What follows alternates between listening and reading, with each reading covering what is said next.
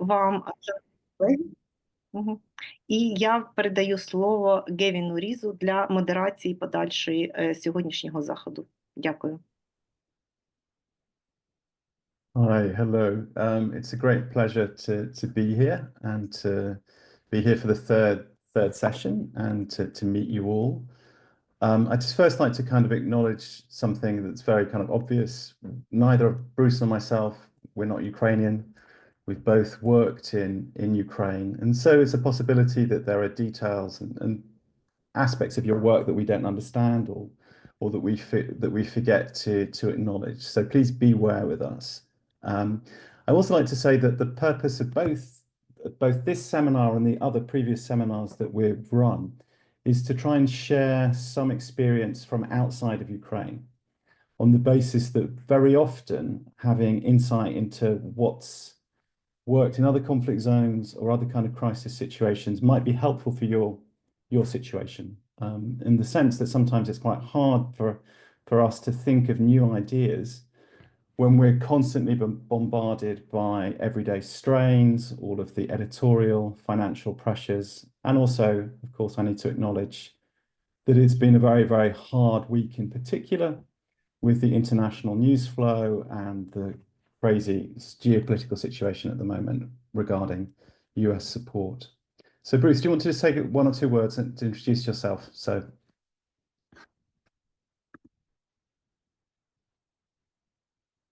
You're on mute.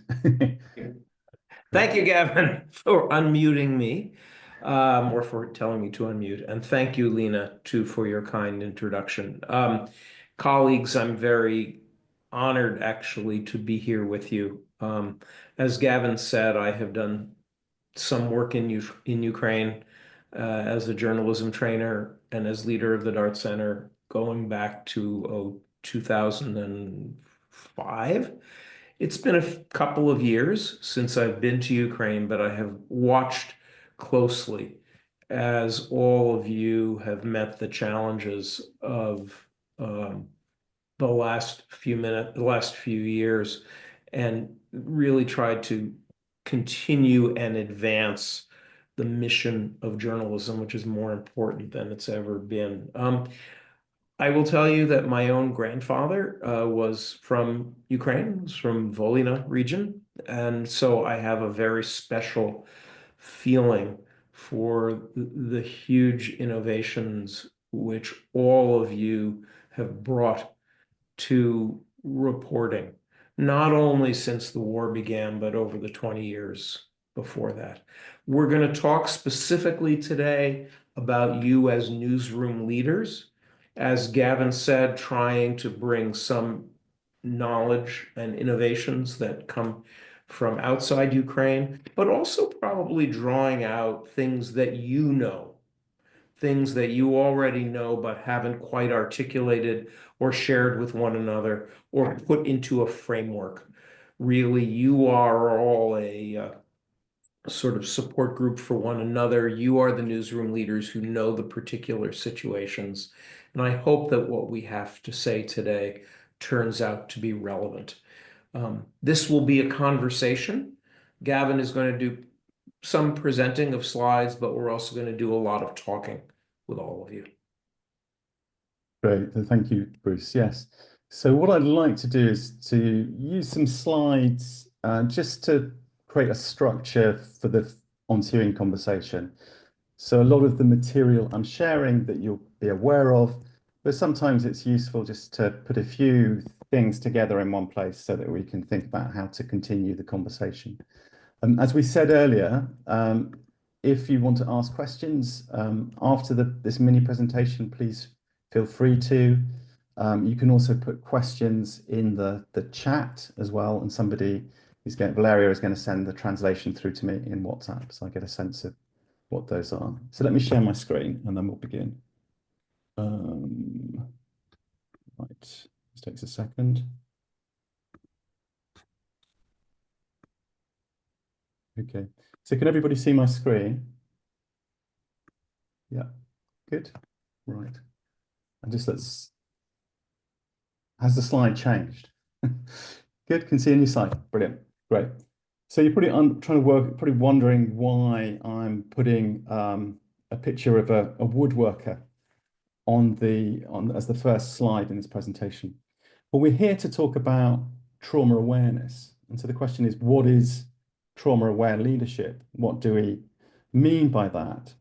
And I think thinking about trauma as an integral part of the craft skill, or the set of craft skills that we need to work effectively as journalists, is really helpful. So in the first session, we talked about the challenges of working with trauma as a material in terms of how do we put very distressing, troubling news in front of our audiences in ways that help them to understand and engage with the material, rather than to be so overwhelmed by the content that they push away. How do we honor and give justice to those people who've died through writing obituaries that are meaningful in the communities where those brave soldiers and civilians come from? And then last week, we talked about the skills that we need to talk to people who've been impacted by trauma. So how do we interview and talk to those people who've been primarily affected by an attack or some other outrage, or have experienced violence in their lives? And today, as Bruce said, what we're going to be talking about mostly is leadership. And so the material that we're working with is often the impact of violence on our audiences, the impact of violence on ourselves, and the impact of violence on our sources as well.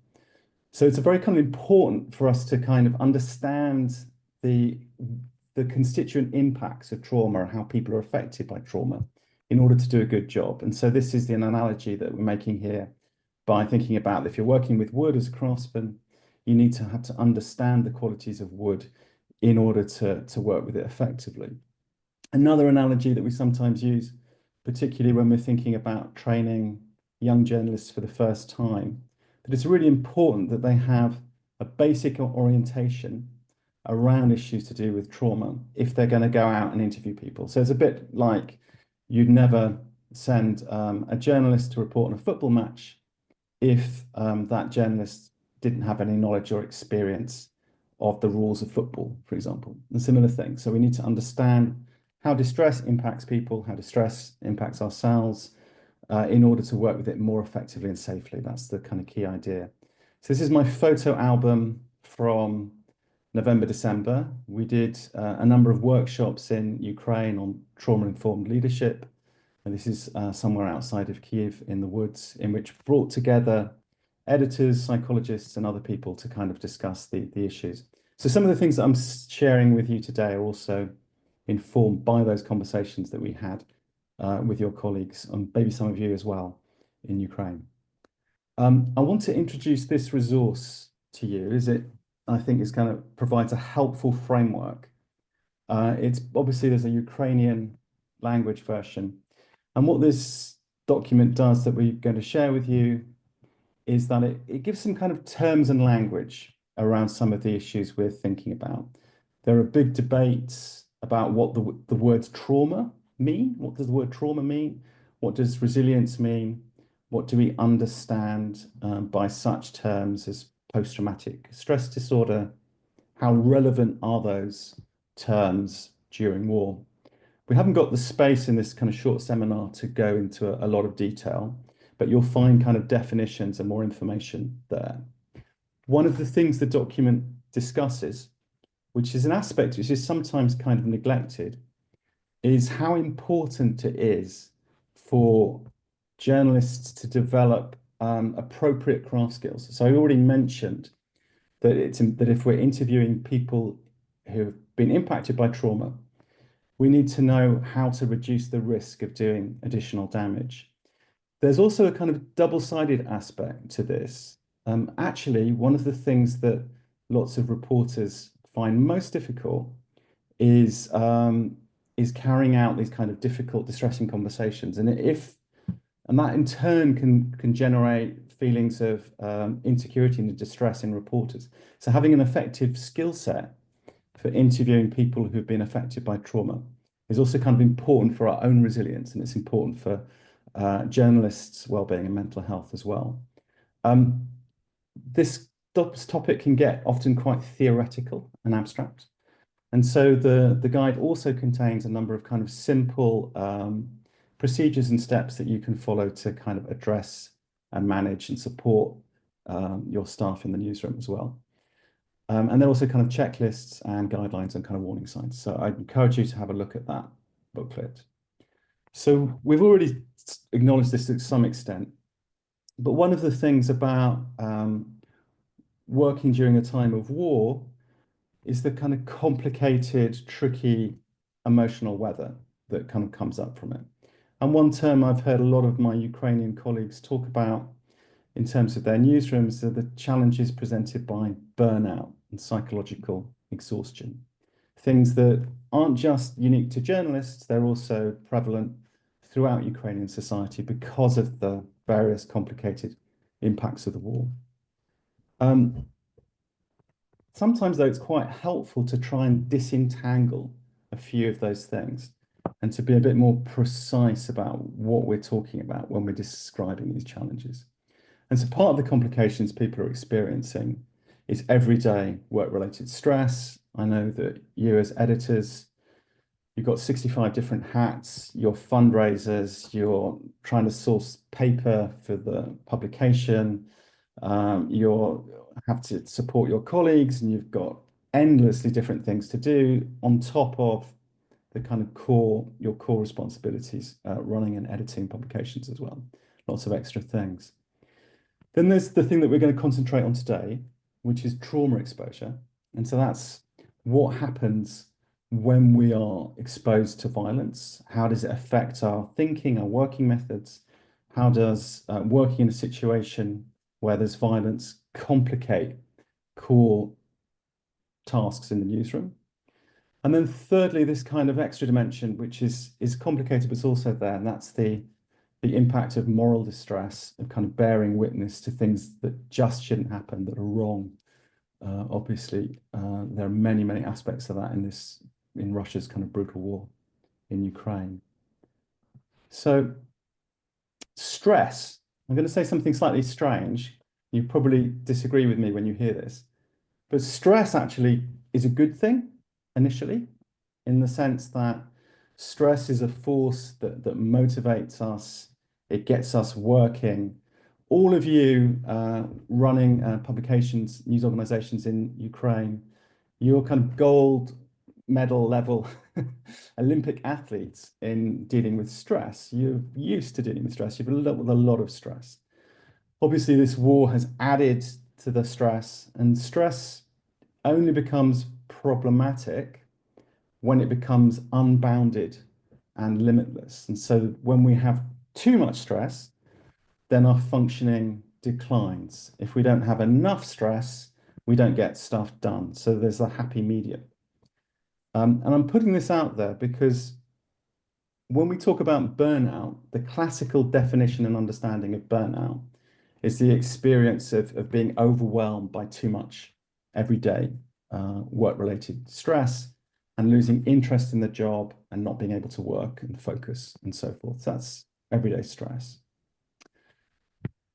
Now, trauma-related stress, or the impact that we have from exposure to trauma, is different from everyday work-related stress. And we need to be clear about that. And if you wanted a very kind of quick illustration of how that works, I'd invite you to imagine a cave person in the tundra who hasn't eaten for a while. So if that cave person is wandering around, being anxious, worried about where the next meal is going to come from, worried about where they're going to find certain natural resources, that's everyday work-related stress. But if that cave person suddenly hears a click behind them and imagines that there's a kind of wild animal like a saber-toothed tiger straight over their shoulder, in other words, they're in this kind of situation, then that's when we're talking about trauma-related stress. So what we're talking about is material that deeply and immediately threatens us. And exposure to trauma can be direct. It can be actually facing the saber-toothed tiger, but it can also be indirect. So if we're reading lots of accounts and stories about people who've been tortured or have experienced bombing or shelling, that indirect or secondary related stress, then what that tends to do is to fire up the body's emergency systems. So obviously, if a journalist is working somewhere right in the front lines and they see a tragedy unfold directly before their eyes, that's likely to be a very big impact. But if you're somewhere safer and you're constantly looking at news of places being attacked, that still also, to some extent, creates a level of arousal, a level of stress and activation. So my colleague, Kate, last week in the session about working with children, talked about something that I'm not going to go into a lot of detail about, but it's a very helpful tool. And that's to think of exposure to violence as being a biopsychosocial process and experience. Okay. So in the case of the person who suddenly feels that they're threatened or attacked, what happens is the body initially activates responses. And some of those responses the body activates can be tightening of muscles, arousal. Kate described this as kind of red arrow going up. Other pathways and other physical biological reactions that kick in go the opposite way. And that's feeling a bit floppy, weak, disengaged, disconnected from what's going on. And so these processes are kind of common processes that happen when people are exposed to trauma. And it's not just direct exposure, it's also people who are working with materials, so clinical psychologists, journalists, firemen, ambulance drivers, all kinds of other people, doctors as well, are likely to experience this level of activation. Now, the tricky thing about these physical reactions that we have is that we often don't recognize them or understand them. I think everything is possible with it. A second. They're often not very kind of clear about them or don't recognize them. So you could have a journalist who's had a very distressing interview in the morning, they come back to the office, and then suddenly they're not able to kind of concentrate so well, they're reluctant to write the piece, or alternately, they rush into it and they're not thinking clearly. Now, that psychological response, that kind of, it could be a product of the kind of biological arousal. And so the psychological response to the journalist is maybe the journalist starts to think, I'm no good at this. I'm not a very good journalist. I can't concentrate, and be quite down on themselves. And as Kate discussed last week, you might have noticed that when we interview victims and survivors, they often blame themselves. This happened to me. It must have happened to me for some reason. Maybe I'm a bad person. They're often very down on themselves, very kind of critical. And the other aspect that helps us to deal with and work through trauma is social connection, is that sense of being connected to people. And sometimes when people are exposed to violence, it fragments that sense of connection. So people feel like they don't belong, they want to isolate themselves, they withdraw from social contact in complicated ways. Very importantly, though, that social connection is fundamental in promoting people's resilience, people's ability to deal with these challenging situations. So let me give you kind of one example of how this might play out in a newsroom, which I think is quite helpful to think about. So imagine that you have a journalist who has to go somewhere, and this is a true story, by the way. I should explain this. Adapted from something that happened in Iraq. There was a journalist from an international company.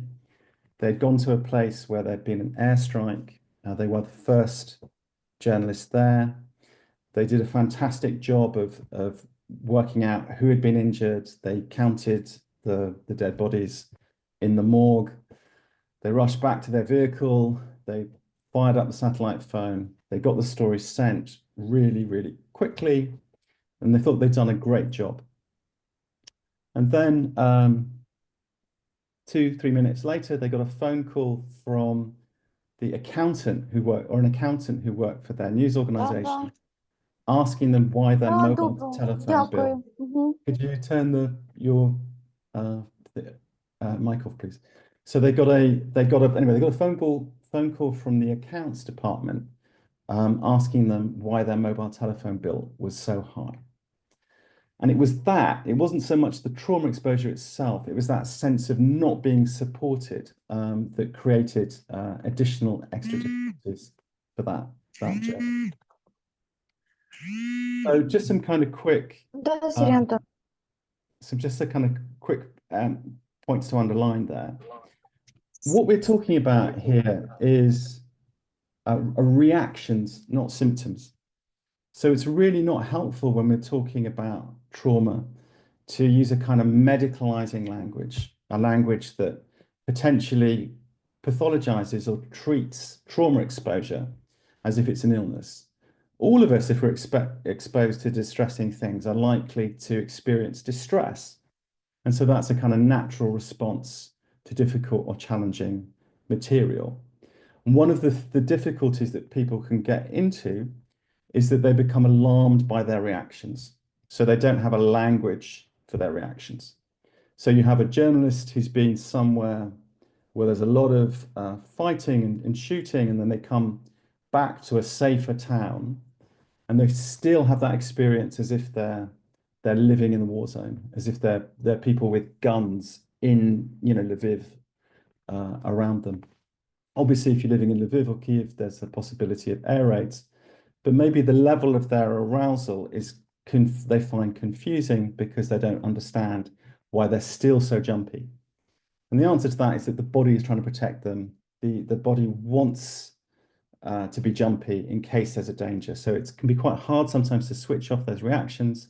Those are natural reactions. It doesn't mean that anybody is developing an illness or is at great risk of developing post-traumatic stress disorder. And the other thing that comes up a lot with trauma reactions are kind of powerful feelings of guilt. During wartime, almost everybody feels guilty that they can't do more. That's again a kind of natural feeling. So one of the things to think about here is that sometimes the reaction to the reactions may be worse than the reaction to us, than the reaction itself. So it's not surprising that individuals feel guilty when they're exposed to trauma and they're in a wartime situation. The question then is how they work with that feeling. What do they do with it afterwards? Do they have a space where they can talk these things through with colleagues? Do they feel guilty for feeling guilty or ashamed for feeling guilty and so forth? Right. Things can go wrong in newsrooms when we're working with trauma. Sometimes people's ability to assess risks is less good than it would be in other situations. People, as I said before, might jump into work or might be avoiding work or pushing back or start a project then stop a project and find it quite hard to ground themselves in what they're doing. Sometimes that mistrust, fragmentation can affect the newsroom as well. I want to just talk very quickly about resilience, and then I'm going to open this up to some kind of questions. So we talk a lot about resilience. It's not a static thing. It's not something that we're just born with. Resilience is a product of the strategies we use and also the resources that we connect to in order to look after ourselves. This is not, there may be a genetic element, but that's not very important. But basically, what's important is what we do in order to try and cope as well as we can with difficult situations. So the good news is that there are aspects of your work that are supportive, that boost resilience. One of those is being connected to a mission, a purpose. Lots of the research shows that to be very important. Another thing is that you're trying to make sense of all the chaos. You're trying to document, understand what happened, give news to your communities that they need in order to make informed decisions. You've got craft skills, and also you have the opportunities to learn from the people that you encounter, both in the workplace and out there as well in your communities and audiences. All of these things are protected. So the two most important protective factors for us looking after ourselves and looking after our teams is a social connection and meaning making. So when I talked earlier about biopsychosocial, is that we have physical reactions. We often struggle to make meaning of them. We struggle to understand what happened. We struggle to make sense of those reactions. And as a newsroom, we have the capacity to collectively process some of that material in ways that's very helpful. And we can do that through the work. So if we're wired to attach, just a quick kind of simple tip to think about in the newsroom. It's a very kind of simple idea. If social connection is important and we're wired to attach, please don't underestimate the value of appreciation. Even the toughest, quietest, most reticent, grumpiest new journalist in your newsroom at times needs appreciation. It's not just kind of young journalists, it's everybody in the organization. So even a cactus needs water. It might not need as much water as a young journalist, but it still needs support as well. So how do we kind of translate some of this into kind of simple, actionable, practical things that we can do? This presentation is being, so far, I admit, quite theoretical, a little bit abstract. And after this, we're going to talk in much more concrete terms about things that can help.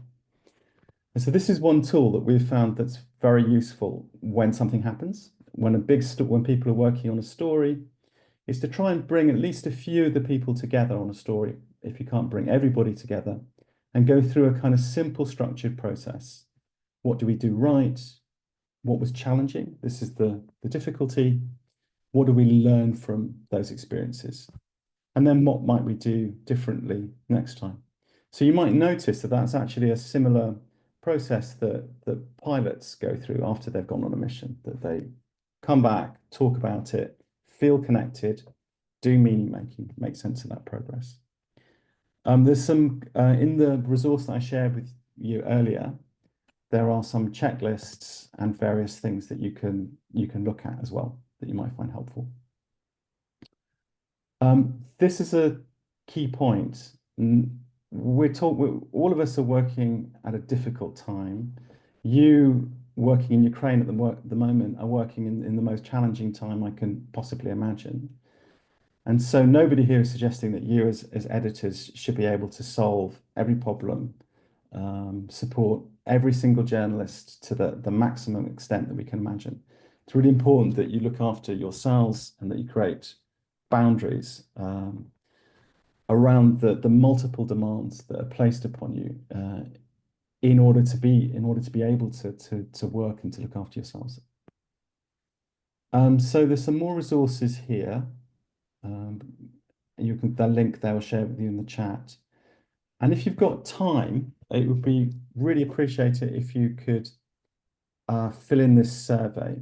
What this survey does, it's a scientific survey, so the questions are quite technical, but the purpose behind it is to try and understand protective factors around kind of burnout and psychological exhaustion, and sort of identify particular strategies that will help support journalists in Ukraine and also in other conflict zones. So I'm going to pass an end there, and just have to stop share for a second.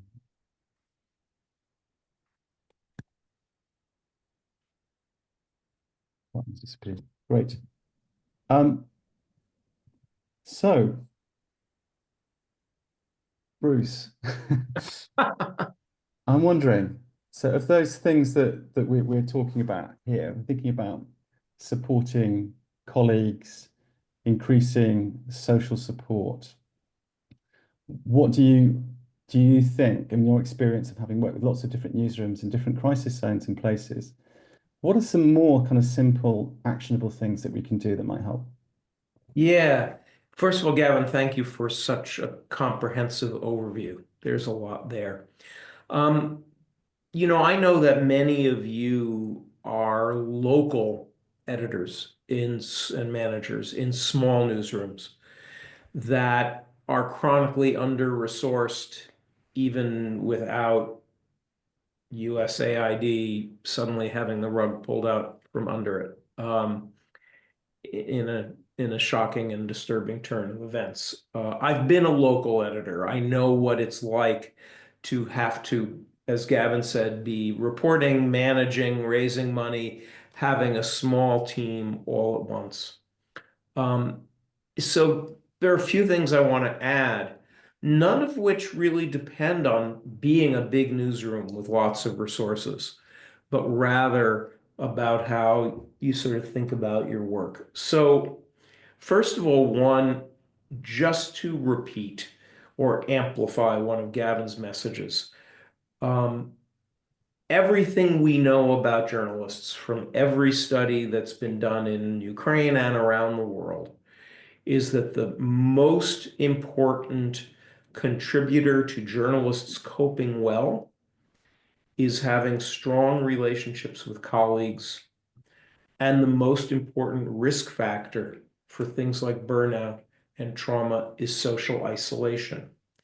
So as an editor, no matter how big or small your team is, you want to be thinking about fostering teamwork, fostering collaboration, maybe having people edit one another's stories, maybe taking an assignment that you would have given to one person and give it to two.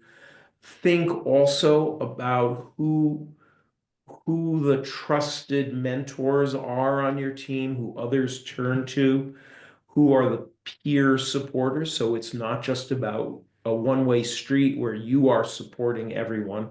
That's a bad idea. Want to be thinking about ways of fostering teamwork in a conscious way, including, I liked very much Gavin's suggestion for periodically sitting down after a big story or a difficult week or even an ordinary week and just saying, what have we been doing right? What has been challenging? What did we learn? That sounds really simple, but a lot of editors don't do it.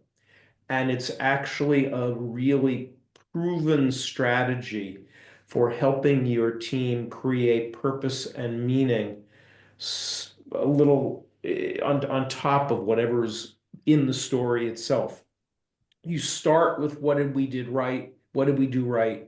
Because the grinding nature of reporting in general and of reporting amid this war and ongoing crisis in particular may turn people very negative. Your teams will need your help in recognizing their own good choices.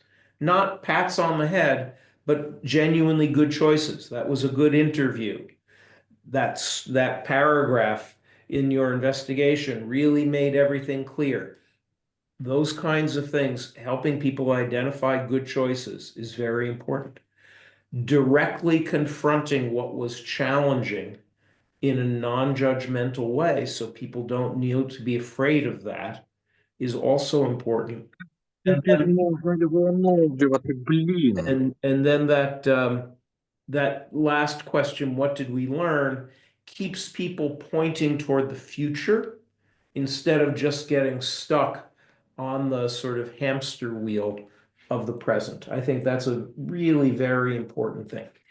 Secondly, if you're concerned about people, if there are individuals you're worried about on your team, remember that your job is to be their leader, their manager. It's not to be their therapist or counselor, right? Caring about your people doesn't mean you suddenly need to turn into their counselor. What you need to do, though, is watch out for persistent performance changes.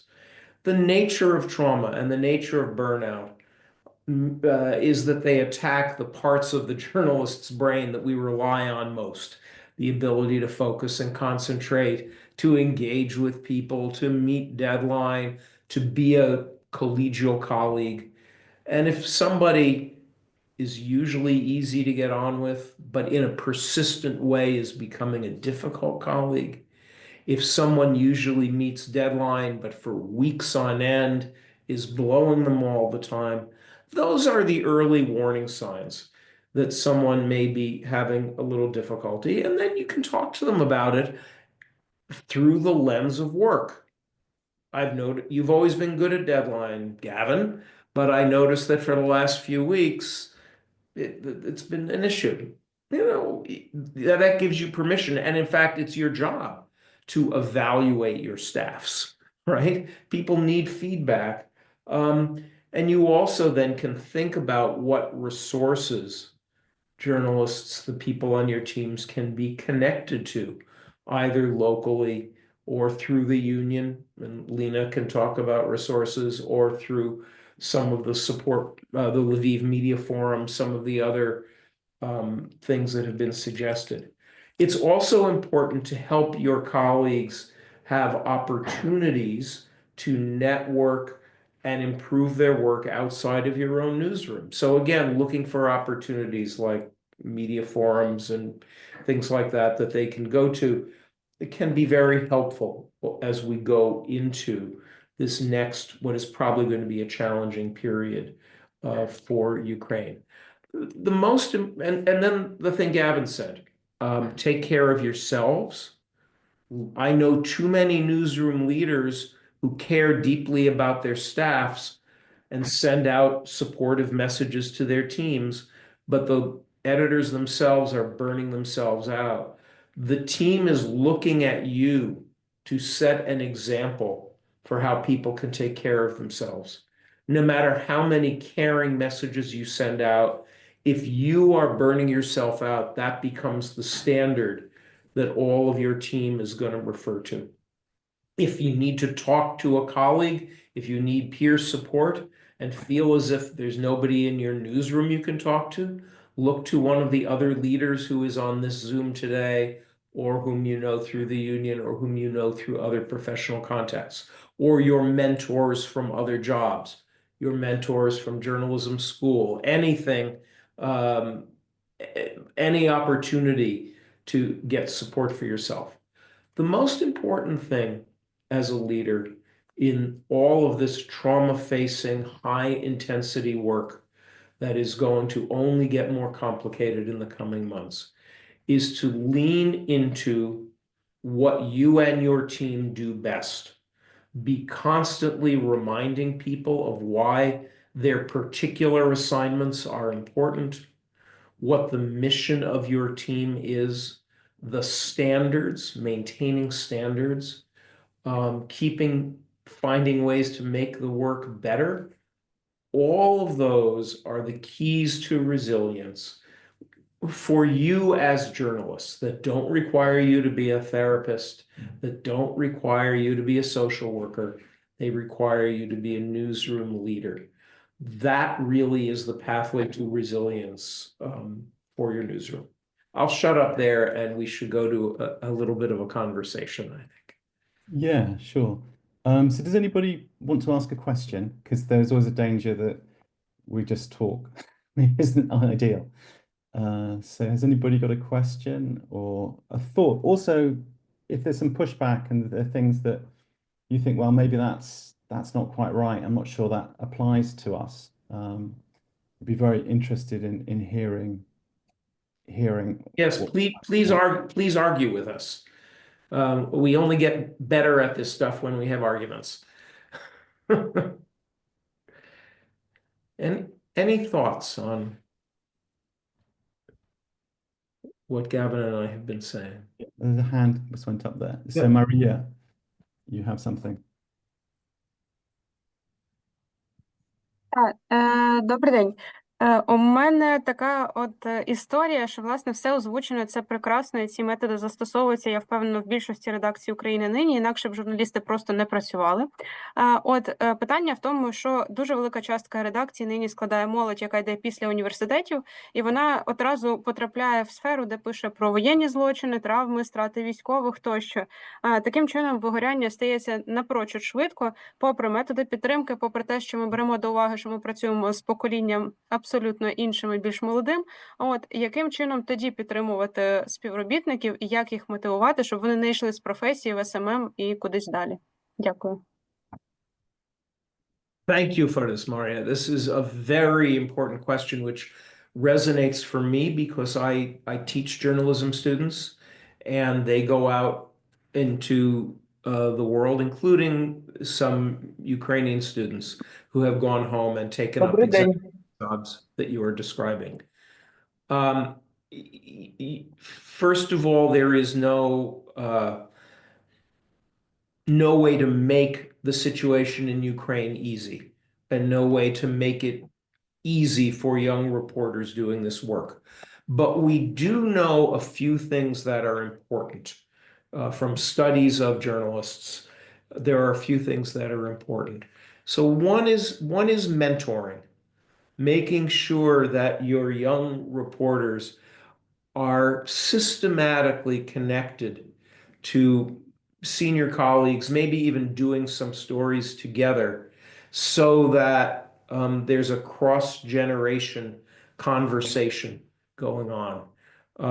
From senior reporters, young reporters can learn strategies for handling difficult stories.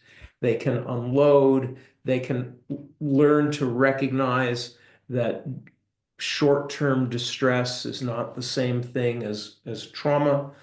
I find that some young reporters they have a language about mental health that many previous generations didn't have, and that's mostly good, but it also leads them to worry a lot. So I think that being connected to mentors is very important. And if you're in a newsroom where it's small and there aren't a lot of older journalists or mentors around, find other mentors in the profession or in the union or in journalism schools who are willing to stay connected to these young colleagues. With the youngest colleagues, encouraging them to, when they can, to work in teams is important. Doing these, what did we do right? What was challenging? What did we learn? Conversations really matters for young reporters. I do think also helping young reporters understand that a certain amount of emotional distress is normal and okay is very important. Emotional distress is not the same thing as disabling trauma or burnout. And I think young reporters are very vulnerable to being worried that, oh, I came back crying from this, or I'm having a bad day, I feel all wound up, means I'm no good for this work and I'm just already burned out. Normalize emotional responses for them, right? There is a difference, and you need to know this too, there is a big difference between short-term distress that lasts a day, a few days, even a few weeks, and genuine burnout or genuine trauma. Helping people see that is really important. Can I just add one thing quickly to that? Yes. Yes. Because I think part of this is also, it's not just accepting and acknowledging these kinds of emotions might come up after they've come up. It's also having a discussion before they come up as well. So what often happens with a young journalist is that they go out, they do an interview, the person they're talking to is very distressed. Maybe the young journalist feels that somehow that they're causing this distress, which isn't probably true. The reason the person is distressed is because of what happened. But maybe the young journalist internalizes that sense. So I'm not doing very well. I'm asking all the wrong questions. I'm kind of useless at this. Is to have a conversation beforehand in which a more experienced journalist says, well, if you're going to this place and interviewing these people, or if you're going to a situation in which you may witness people who've been killed, these are some of the things that might come up for you. And to be kind of accepting before the thing happens, if that makes sense. Because otherwise what happens often with people who are starting out is that they tend to feel that they shouldn't have had their reactions and then kind of close in on themselves and feel it's like a personal failure rather than the products of just being exposed to bad stuff. Yeah, the other thing I would add to you as editors and managers, for young journalists in particular, is to remember that reporters, photographers, even editors need to develop different kinds of muscles. One of the things that causes burnout in journalists is doing one kind of high stress story all the time and never changing it up. I've had some students who turned out to be really brilliant at doing very difficult war crime stories or conflict stories or stories about domestic violence or sexual violence. They're really good at it.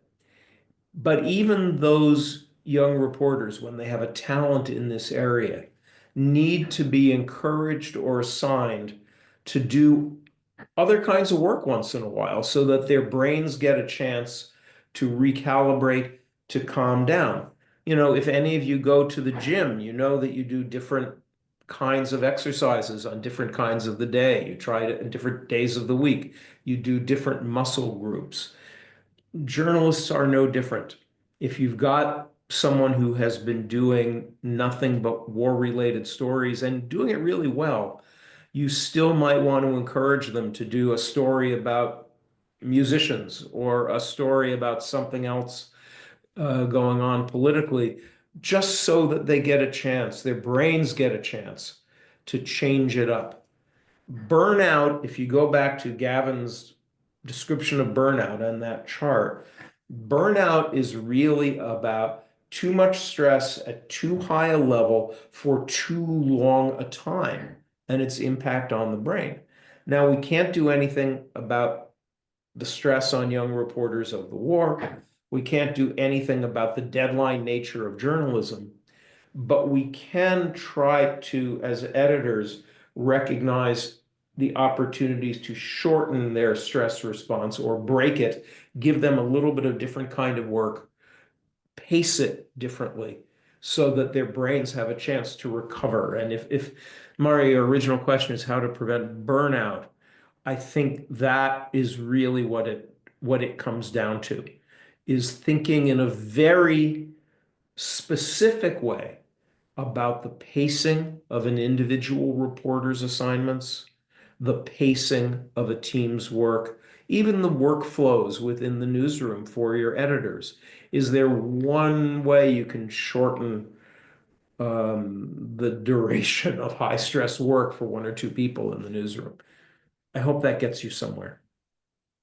So I wondered if Maria, if you had any follow-up or anybody else had a follow-up on that, or an extra question maybe about working with young journalists.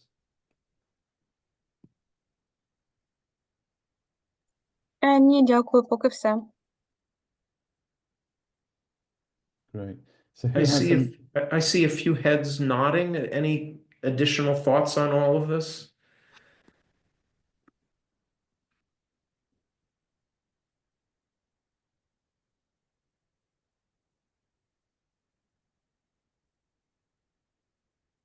So who has another question? Oh, someone's speaking, but muted, I think.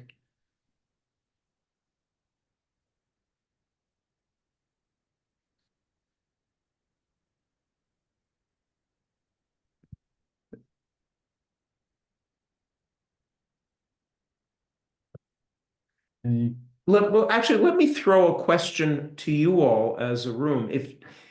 If any of you were answering Maria's question, what have you found helpful in working with young journalists on your teams?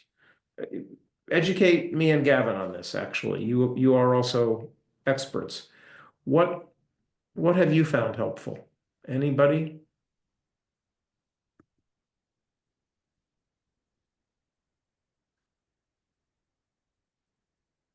I mean, maybe nothing, maybe it's all been a total disaster, but I suspect that some of you have developed a few strategies. What?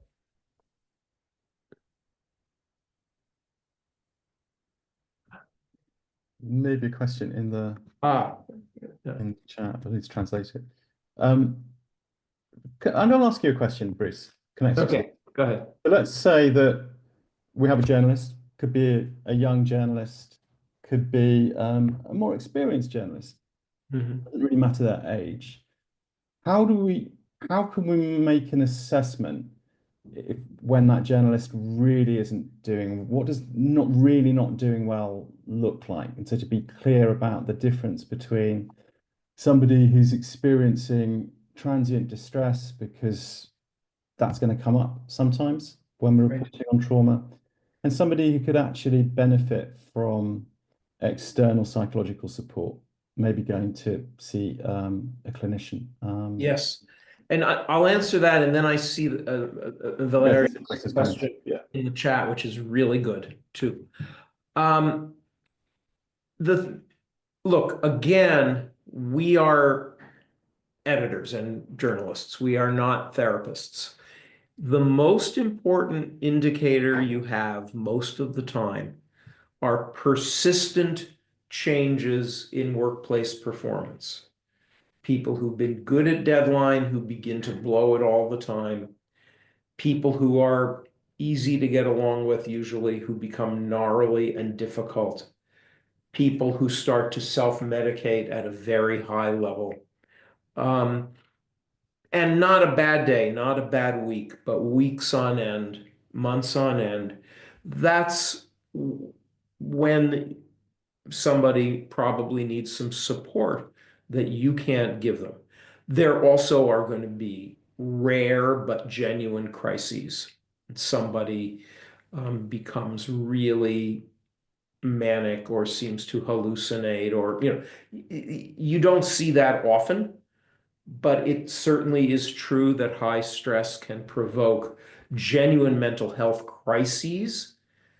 And if that happens, the best thing you can do is bring someone to a hospital, or just keep them safe until somebody who knows what they're doing can help out. That's a rare thing. That I've seen it happen, and it may happen, but it's not your day-to-day thing.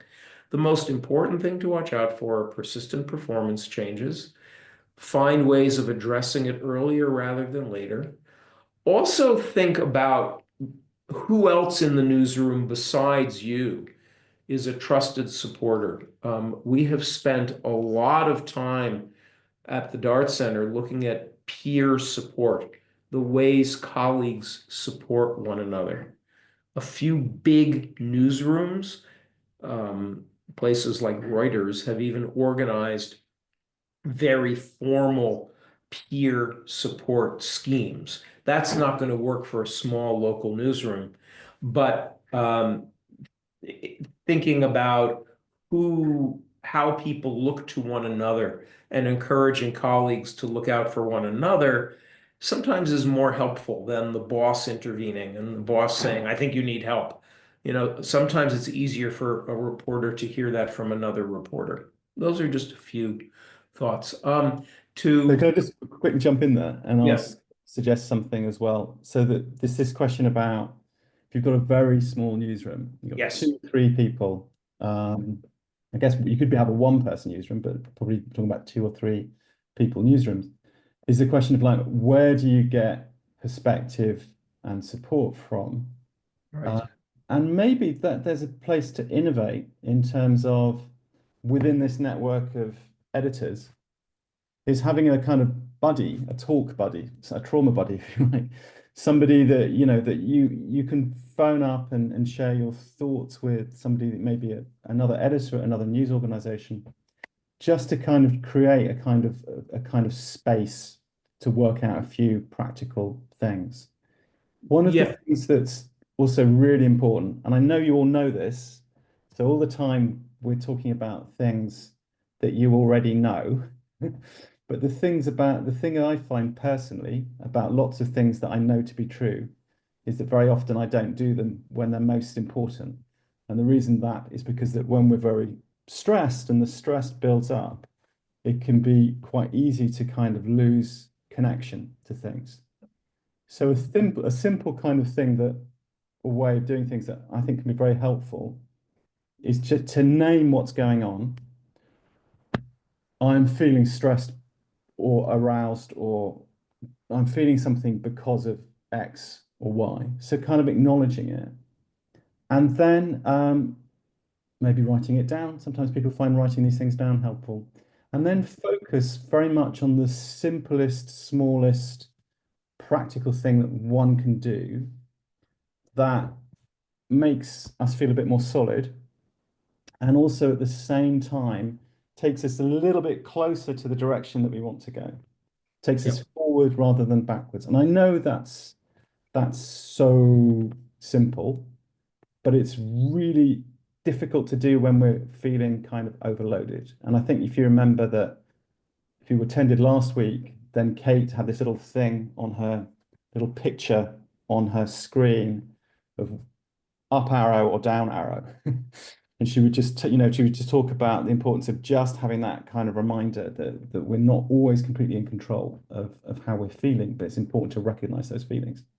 Yeah. And this isn't psychotherapy. This isn't like going to a psychoanalyst. Sometimes for some people that might be useful, but we're talking about kind of very kind of simple tools. Gavin, I want to go back and answer Valeria's question very directly, because it's a very important one. If there's a very small office with 2 or 3 people, what can you do, right? And I think there still are a few things you can do. So first of all, in a small newsroom, you can have a very honest conversation about this and say, we need to look out for one another. We're not going to be able to do everything. What really are the 1 or 2 most important stories we can do? What are the 1 or 2 things we need to let go because we're not going to be able to keep up with everything? Helping one another make choices is really important.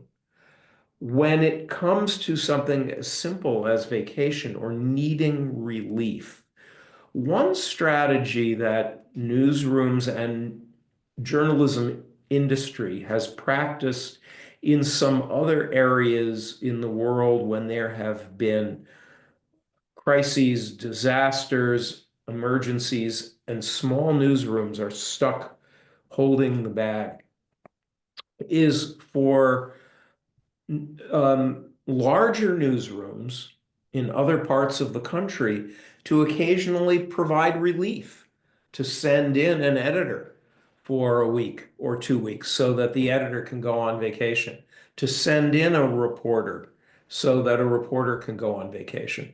This requires newsrooms to be talking to one another, or for unions or media forums to be doing a little bit of organizing. But larger newsrooms supporting smaller newsrooms when they need relief, or even small newsrooms in calm situations that can afford to give someone up, small newsrooms, sharing an editor for a week helps a lot. Especially if, and this actually goes to the next question about remote working. One of the interesting things about our world now is that you don't need to fly an editor into Kharkiv or Starokonstantiniev or somewhere to pick up some of the editing load. You can do editing remotely. So I think there's a way in which small newsrooms and large newsrooms can help each other out on these things. When you have the next question, part of the team working remotely, how to tell that a person needs emotional support. It's really challenging. It's one of the difficult tasks of the Zoom era. What I would say is that it becomes really important, if you're the editor, to be doing routine, structured meetings with your remote staff. Don't wait for it to happen. Have that regular Monday meeting or that regular Friday meeting and really stick to it. You don't always have to be checking about people's feelings. In fact, usually you don't want to, but you do want to be doing routinely those operational reviews, what's been going well, what's been hard, what have we been learning, helping people plan their coverage, anything you can do to engage with remote staff is going to help them stay connected. And if you have a few people in your newsroom, anything you can do with remote staff to have them engaged with people, with other colleagues in remote locations or other colleagues in the office, so that there's collaboration going on, even if people are remote, is really helpful. That's something which many newsrooms are doing now. Yeah, I think I'll add to this from my conversations I've had with other journalists and editors in Ukraine, is that one of the challenges about working with people remotely is that you often need to get things done very quickly. And so maybe you write off messages, fast messages to a reporter or journalist somewhere to ask them to do something. And some of the editors I've talked to have found it very helpful to do a very quick thing before sending that WhatsApp message. And the very quick thing is just to say, "Are you okay?" Question mark. Just because there is always a possibility that somebody has just lost somebody in the family, or there was a missile strike nearby that night and they're very shaken up. So rather than go straight into the work task, is to just check in with people. And also I think that's very important. If anything happens, whatever it is, and you hear about it, is to write, a short message. This isn't psychotherapy, it's a very short message saying, I've heard this thing happened last night. I hope you're okay. Do tell me if you need anything. These kinds of simple things really help. And the other thing that I was making a joke about cactuses and appreciation, but I think when we're working remotely and we can't see the person who's our boss and the person that we're sending our stories to, the editor, is that those things that Bruce talked about earlier, those small gestures of appreciation, become even more important if there isn't social contact. So saying, "This was a great story, I really enjoyed." The fifth paragraph, beautifully written. Whatever it is, I think those things help.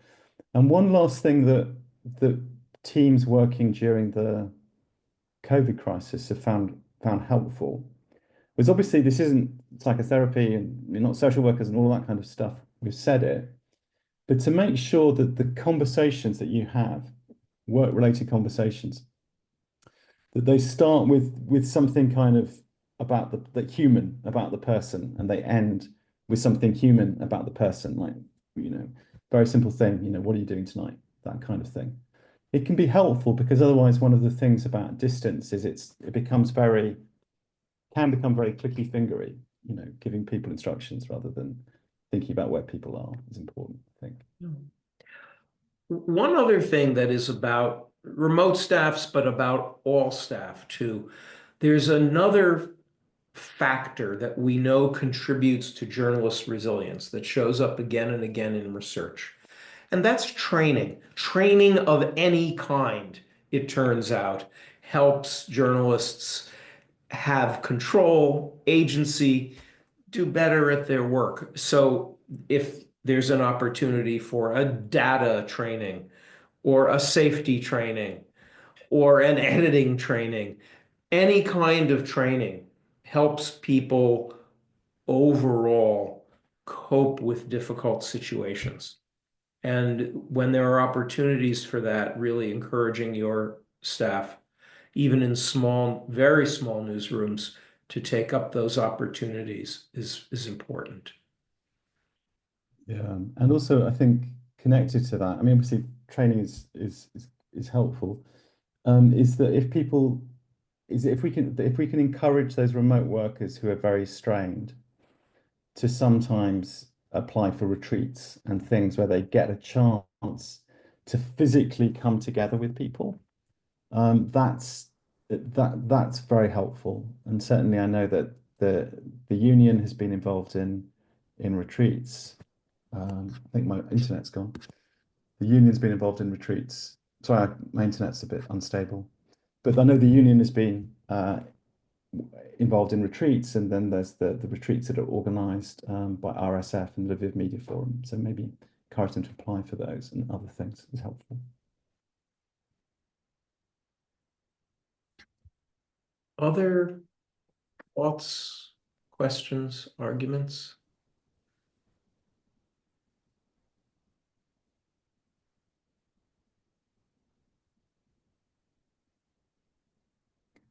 Okay.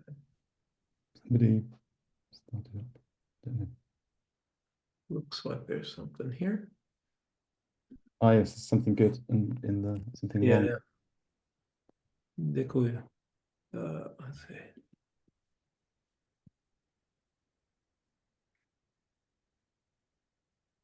Yes. Great.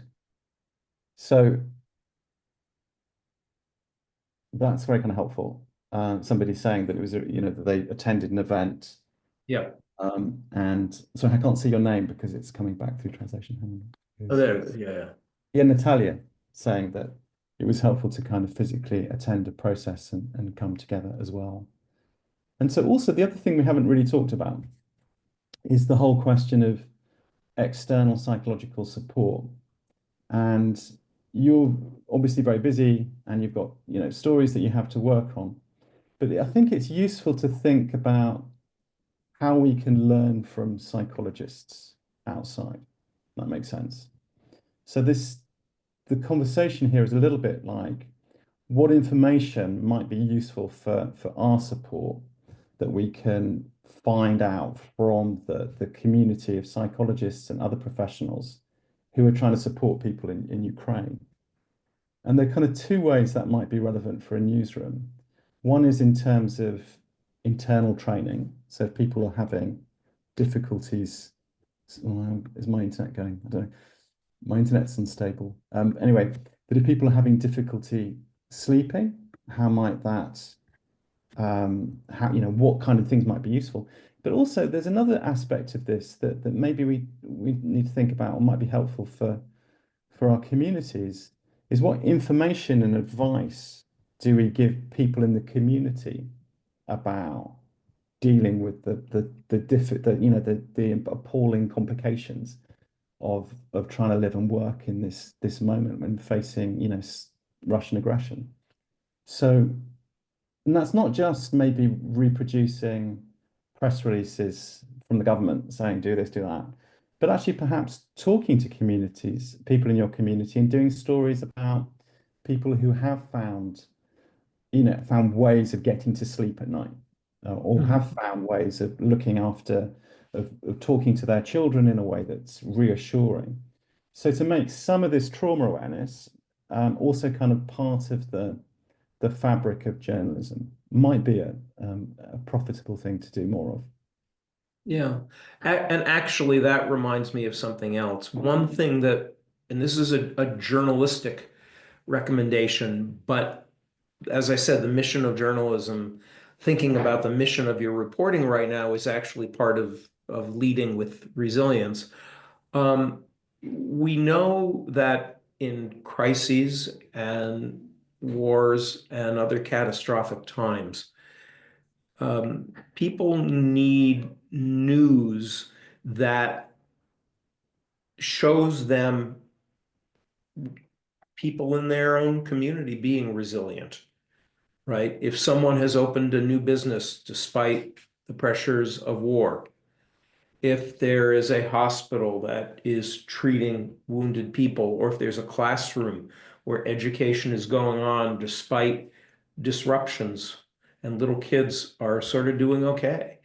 You want to make sure that you're reporting on those as well as on the bad news, on the attacks, on the war news, etc., right? On Russian aggression. You really want to make sure that you are highlighting the resilience that exists in the community you are reporting on, without it being propaganda or bullshit, right? But people need examples of attainable successes.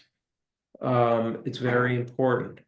And similarly, people need public health information, again, not just government press releases, but words coming from within the community that you're covering or among the constituency you're reporting on, whatever.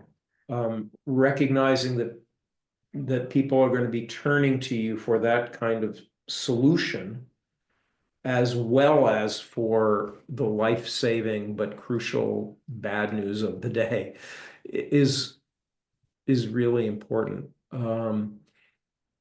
Yeah, and one other thing I would say, and again, this goes to your role as editors, as leaders, is we know that when journalists are covering really traumatic, really violating events like drone attacks, and feel as if their reporting and what the newsroom is asking is consistent with their values and what the situation requires, that helps with resilience. When reporters feel that they have violated their own values or the newsroom is being an unethical place, that is like throwing gasoline on the flames of trauma or burnout. It makes things worse. Psychologists have this word moral injury to describe that sense of becoming part of the problem rather than being part of the solution. So really, as leaders, working through in a consistent way your ethics, your standards, making sure people know why you're making sometimes controversial decisions about coverage, can really help with their psychological resilience, as well as with making the stories stronger.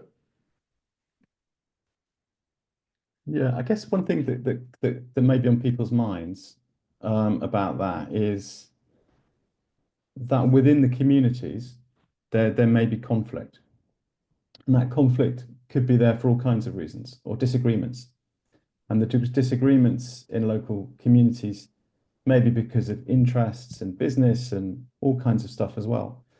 But maybe sometimes the difficulties or the arguments that come up are because people feel fragmented, are because that people are exposed to reminders of the war, because of kind of trauma exposure that we talked about.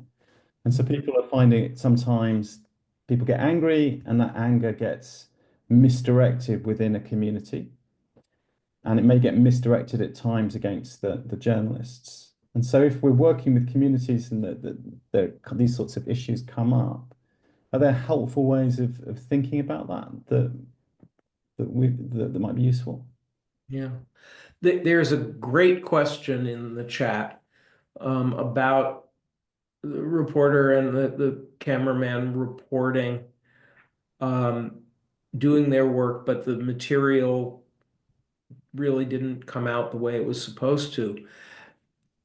I guess I would just say this. First, we're doing journalism, which means that a lot of times, even when there is not Russian aggression going on, and when there is not death and destruction, things don't go the way they're supposed to go.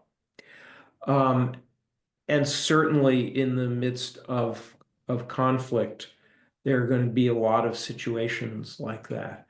I think that one of the values to those reviews that Gavin described that are non-judgmental but clear is that they allow a kind of routine structure to have that conversation about what went wrong and why, instead of it being a one-off where everybody is just furious and this is a total mess and everybody's angry at everybody. If people know that in a routine way, we're going to be assessing work and assessing how assignments went, there's an opportunity to clear the air, and also an opportunity when things do go wrong to say, well, what did we learn from it turning out badly? Right? This wasn't the story we wanted. What might we do differently next time adds a layer of purpose and meaning instead of it just being, oh God, that was so messed up. And look, as journalists, our job often means, even in ordinary times, that we focus on what's messed up. That story resonates for me from incidents in my career that had nothing to do with the high stakes of war. When there is a lot of trauma going on, that raises the stakes on even ordinary journalistic problems. And so I think asking, well, what did we learn? How do we do it a little differently next time to make it come out better or to deal with an unpredictable situation? I think that's really important. Gavin, I don't. Yeah, just add one quick thing to that, which is, this is personal experience. Personal experience is, it's very important in those kind of high stress situations when something goes wrong, is to do everything that we can not to make it personal. Yeah. Because it's very easy to drift into that. You've failed and you've failed again, and that's to actually kind of lose sight of what's helpful. And so keeping the conversation kind of anchored on practically what's gone wrong, what do we need to do to make things better next time, and not to make it personal, I think is a really, really kind of important principle. And also, I think that comes up as well in the community, that if you have people who are under stress, who are abusive or rude to you, your reporters, it's just to try and disengage from it a little bit and think, is this person behaving like an idiot because they are an idiot, or are they behaving like an idiot because they're upset, they've lost their job, there's something else in this backstory? And just kind of holding that possibility. Because one of the things about working when we're threatened is that we often get very kind of stuck in that place of threat, and just trying to pull out a little bit can be kind of helpful, I think, if we can find a way of doing that. So there's this really good question. If somebody wants to quit as a response to burnout, is it better to let them go or convince them to stay? I think it's going to depend on the person. I am someone who believes in keeping journalists in journalism. But I think maybe as a leader, first of all, recognize that it's going to be very individual. Sometimes people do need a real break, a different job, or even to leave journalism. Sometimes they just need to change it up a little bit. And so I think if somebody comes to you with a kind of all or nothing, I've had it, I've got to quit, I can't do anymore. If you can get them out of that black and white head a little bit and say, well, what if, can we try changing your responsibilities for a little while? What if you do different kinds of stories for a little while and see how that goes? What if I put you on the desk? What if I take you off the desk? Trying stuff out may help people climb down from their own sense of urgency. That said, if people are genuinely not just exhausted, but are making journalism errors, are unable to do the basic work, as leaders, you do need to confront that, because after all, we have a responsibility to the public as journalists and as editors, and also to the people. Sometimes the newsroom is not the right place for somebody to be. That's okay, right? That really is okay. Lena has this question about responding to criticism. And I think that's a really important one right now. You're in a high stakes situation. People in your readers and viewers and downloaders may take their distress out on you and on your teams. I don't know, Gavin, do you have any thoughts on that? Yeah, no, I do. I have a couple of thoughts on that, because it comes up a lot in thinking about online harassment. And I think one of the things that's helpful, first of all, is kind of labeling the problem. So that you could be getting criticized by somebody who's a Russian troll, And there's no way you can have a decent argument or conversation with a Russian troll. It's just not going to happen. It's propaganda. And sometimes you're having a conversation perhaps with somebody who's angry, difficult, in a difficult place, you know, who's kind of throwing abuse. That's the another possibility. And the third possibility is that you're being criticized by somebody who's raising a valid point. And so those are all different kinds of possibilities, and it's really important to kind of distinguish between those different situations. And one of the things that I've heard people tell me, and I think it's very helpful, is that if you're being stretched or challenged by a criticism from somebody else, unless it's somebody who's totally kind of malicious person, one technique is to kind of switch it around and to think that maybe this person is giving me a practice opportunity. So I'm not being attacked anymore. I'm being given an opportunity to explain my position in a different way. And so that might be, you might want to respond to the person who's criticizing you or not. You might not want to get dragged into it. But it's quite helpful that if somebody's criticizing you for something, is to read their argument and then think, right, okay, if this criticism came up again, how would I deal with it? Maybe I respond now, maybe I don't. But this is a kind of opportunity or fuel because it makes me better at honing my arguments and thinking about what's editorially important. That makes sense. So it's trying to flip it, reverse it can be helpful. I mean, to be really clear though, if it's a total abuse, if people are being just abused, a lot of online harassment or criticism, then the first thing we need to do is take a deep breath, do self-care, and be very careful that if you're getting criticized by people, is not to blame yourself. Because one of the things that we can do is we can pour fuel on the criticism and eventually end up attacking ourselves, which is really not helpful. Yeah, and that goes to the self-censorship question, which Lena raises. To me, one of the many reasons to really be very active in reaching out to colleagues is that it is often only our colleagues who can help us assess the criticism that we're getting, right?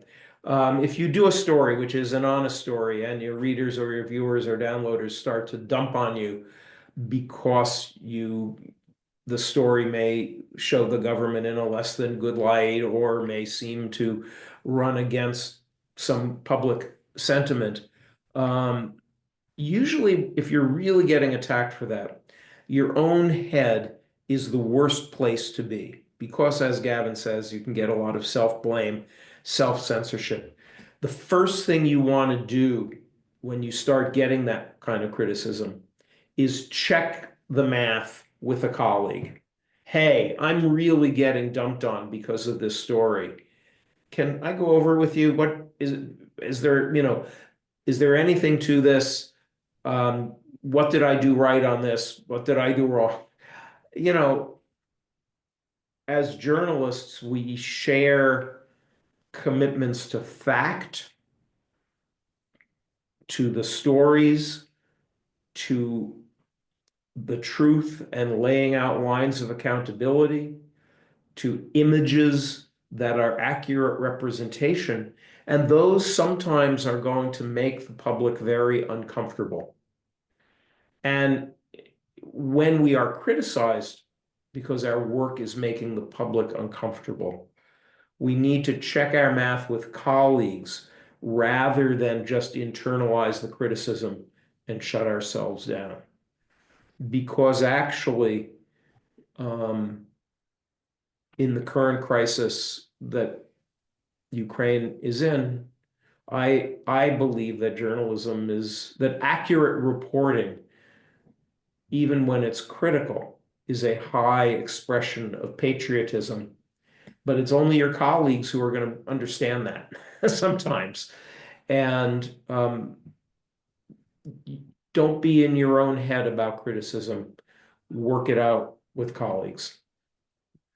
we need to end soon, but I want to add one last thing to that, which is that if you're an editor and you have a journalist or a reporter who's getting, kind of a lot of criticism, then don't forget just to write them a simple email saying something along the lines of, or just a quick message saying, I noticed that you're receiving a lot of criticism for this piece of journalism. Looks great to me. Don't let other people get you down. Something like that, really simple, because especially if you're CC'd in, so that somebody writes an email complaining and they CC in the editor as well as obviously the journalist who they're criticizing, it's a good idea for the editor to just make a personal note back to the journalist saying, I've seen this, don't worry, it's all okay. I think we're coming up to the time, and I'd love to chat with you more, but I have to get onto an airplane, so I need to go somewhere. Lena, do you have any closing thoughts? Yeah. Шановні друзі, я хочу сказати, що сьогодні відбулася надзвичайно важлива розмова на тему, про яку ми зазвичай не говоримо. В нашому уявленні керівник медіа, редактор або, наприклад, керівник підрозділу в медіа – це такий супермен або супервумен, які можуть усе, які завжди стійкі, вони завжди в хорошому настрої, вони ніколи не скаржаться на те, що з ними щось не так. Але насправді сьогодні ми говорили про те, і я дуже вдячна Брюсу і Ґевіну за цей фокус, що всередині редакцій потрібно вибудовувати і традиції, як говорити про ті проблеми, які ми переживаємо, як зробити атмосферу всередині редакції, щоб керівник медіа, він міг, як то кажуть, заміряти температуру або настрій серед своїх співробітників. І як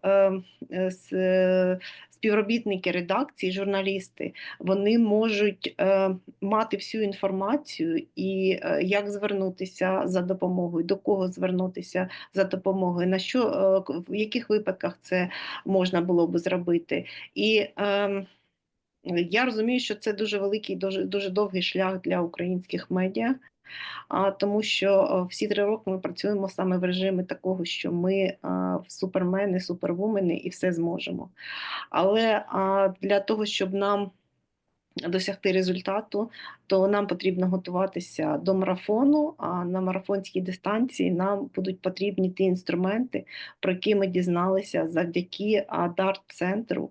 І я закликаю всіх користуватися також перекладеними українською мовою ресурсами Дарт-центру. В чаті Валерія запостила це посилання. Будь ласка, колеги, користуйтеся. Це справді просто великий ресурс для корисної практичної інформації для кожної редакції, незалежно від того, чи вона маленька, чи вона велика. А сьогодні з нами, я знаю, тут переважно керівники невеликих медіа із різних регіонів України, в тому числі із тих, хто працює поряд із зоною бойових дій. І я знаю, колеги, що ви зустрічаєтеся із критикою не лише в соціальних мережах, і не лише онлайн. Ви зустрічаєтеся з критикою просто на вулицях, коли ваші читачі можуть підійти і сказати, що мені не подобається, ви погано робите свою роботу і таке інше. Я хочу вас усіх підтримати. Ви дуже добре робите свою роботу. І те, що ви всі ці 3 роки її продовжуєте, це головне свідчення, що ви на правильному шляху. Національна спілка журналістів України дуже задоволена нашим співробітництвом із нашим партнерством із Дарт-центром. І я дуже вдячна ще раз і Брюсу, і Ґевіну за ті вебінари, які разом із вами ми провели для українських журналістів. Ми завжди відкриті до нових ідей, ми завжди відкриті до впровадження чогось нового.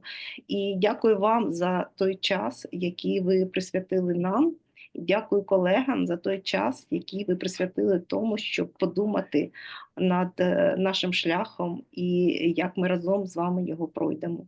Я бажаю вам усім безпечної роботи і знайте, що ви завжди можете звернутися за допомогою, за консультацією, знаєте куди. Дякую.